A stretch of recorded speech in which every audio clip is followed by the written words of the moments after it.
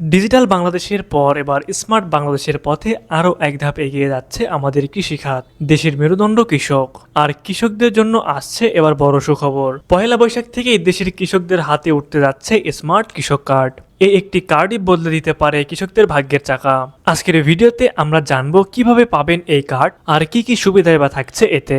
Smart কৃষক card হলো সরকারের একটি আধুনিক উদ্যোগ, যার লক্ষ্য দেশের কৃষকদের ডিজিটাল সেবার আওতায় আনা এবং তাদের সরাসরি সরকারি সহায়তা প্রদান করা।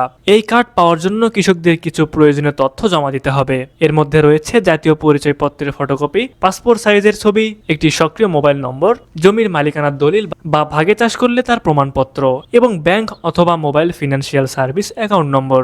এসব তথ্যের ভিত্তিতে কৃষকের একটি ডিজিটাল প্রোফাইল তৈরি করা হবে। কার্ডটি পেতে হলে প্রথমে নিজ ইউনিয়নের সংশ্লিষ্ট উপসহকারী কৃষি কর্মকর্তার সঙ্গে যোগাযোগ করে প্রাথমিক তালিকায় নাম অন্তর্ভুক্ত করতে হবে।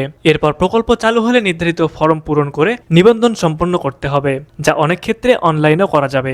নিবন্ধনের পর কৃষি অফিস থেকে জমির পরিমাণ, ফসলের ধরন সহ সব তথ্য সরেজমিনে যাচাই করা হবে। সবকিছু সঠিক পাওয়া গেলে একটি ডিজিটাল প্রোফাইল তৈরি করে শেষ পর্যন্ত উপজেলা কৃষি অফিস থেকে কৃষকদের হাতে স্মার্ট কৃষক কার্ড তুলে দেওয়া হবে।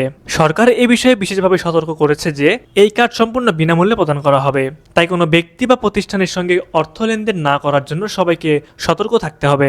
এই কার্ডের মাধ্যমে কৃষকরা নানা ধরনের সুবিধা পাবেন। ক্ষুদ্র ও ভূমিহীন কৃষকদের জন্য সরাসরি আর্থিক সহায়তা দেওয়া হবে, যা গড়ে প্রায় 2500 টাকা পর্যন্ত হতে পারে।